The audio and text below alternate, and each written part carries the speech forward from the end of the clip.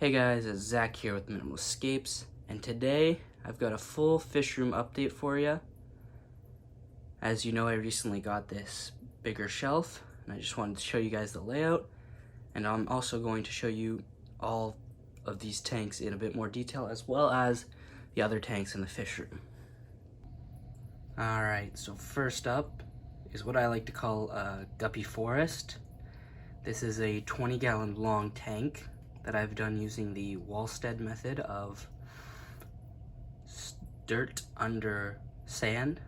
I think it's coming along really nicely. It's only about 2 weeks old right now, but it's already starting to look fuller. It's starting to look really good.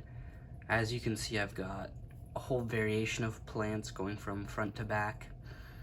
I really just chose this kind of layout just so that I could give these guppies as much swim space as possible. Just in case I have a little bit more, that way it's not too crowded inside of the tank. And I really like how this turned out. I really wanted to give as much space. And that's about all there is on this tank. Next up, moving one to the left, is the Eco Bowl here. I really like how this turned out. It's planted pretty densely compared to how I normally like to do things. Same with that guppy tank there. I've got a bunch of foreground plants, I've got some crypts, I've got some boosts, I've got some val in the back, and I even put in I think it's a creeping ivy sort of plant, and it's doing really well with its roots in the water. In this bowl, I've got about 10 cherry shrimp and 10 yellow banana shrimp. I just moved them from the old guppy tank when I was rescaping, and I just haven't been able to put them back in yet.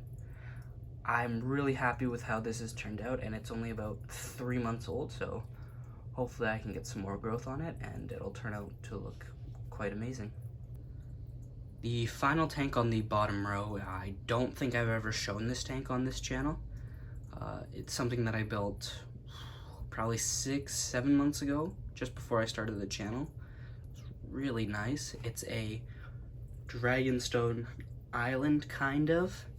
But I also have a little waterfall that I built in, and as you can see, it houses my one betta fish. This is a 20-gallon as well. It's plenty of room for him. That's Gus. The waterfall comes down right here, and I've got moss and hydrocotyl running up it. It wasn't that hard to do. I just hooked up a filter and put in some vinyl tubing, so that was really good. And the scape definitely took a little while, but I'm quite happy with how this is looking. I really like this tank, but it might be time for a rescape soon. Alright, so moving up, the first tank on the top shelf that I want to show is the Sword Peninsula tank. I really like how this one has developed in the past couple of months. This is also a Wallstead style. In my little filter media bags, I put in just topsoil, and I really think that that's helped this scape develop. I haven't had to put in any root taps for the swords, and as you can see, they're just doing beautifully. I really like how this turned out. This also became very heavy breeding ground for the snails.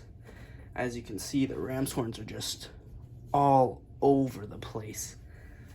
I just can't believe how many there are.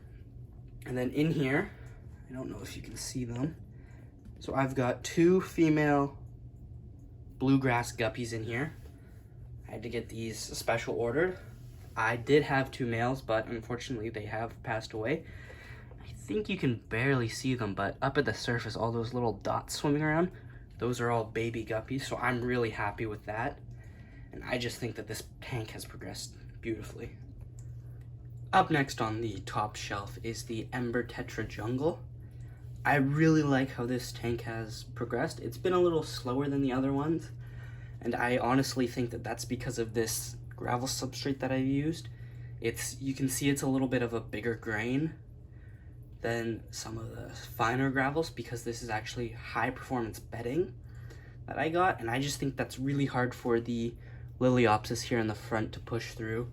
So I'm a little iffy on whether I'm going to use that again or not.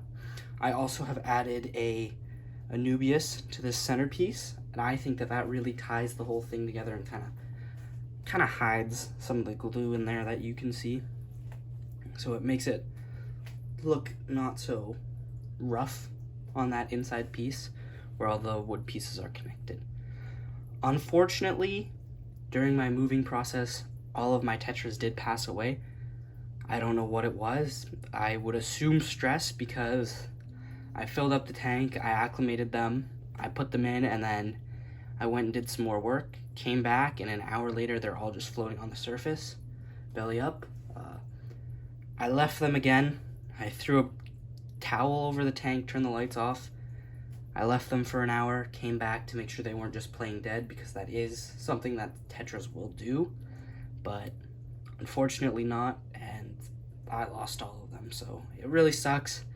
You know, I tested pH, I made sure they were acclimated, so, you know, just, I'm warning you, with moving tetras, it's not too great of an option. Alright, moving on. This is the final tank on the top row. I've never shown this. This was actually my first aquarium. It's had one rescape, and I'm really happy with how this one is going. It's really nice. I'm trying to get a full carpet of hair grass down there, so we'll see. And this big forest, I really like how that is. I need to pull out some of this moss. As you can see, it's kind of taking over in the foreground here. Inside this tank, it's just a colony of blue shrimp. Let me get this closer and see if I can see any in here. See that? This little guy right here, and over here. There's 2 there, 3 there actually. They're all over the place when you really look. I really like how this has turned out. I didn't realize how many there actually are in here, so this is super awesome. So now, moving across the fish room, I can probably cover all of these in one, is what I like to call a tiny tank area, just because of how small these all are. Up first is my new one. This is a Wallstead style orb, kind of like the Ecosphere. I set it up a week and a bit ago now, and it really looks quite good. It definitely has a tannic look to it, but I'm fine with that. I really like how it's coming along.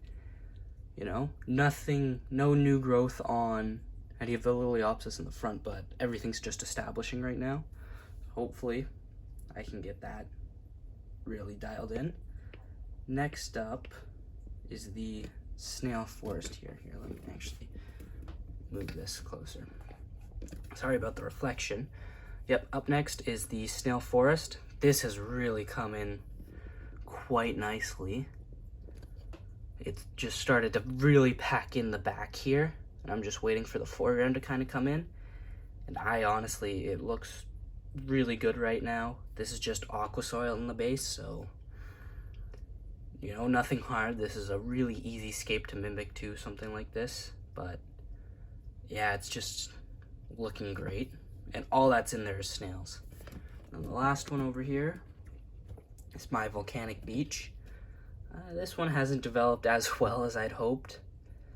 I don't know what the difference would be. You know, it's just aqua soil in the back and a couple of snails, so it's almost the same as the snail forest, but I don't know, maybe it's just temperature or something, but all my tanks should be around the same temperature. You know, the valve just hasn't rooted, I guess. Maybe there's not enough nutrients is what I was also thinking, so I might do a rescape on this soon as well. Alright, so that's everything for the fish room update.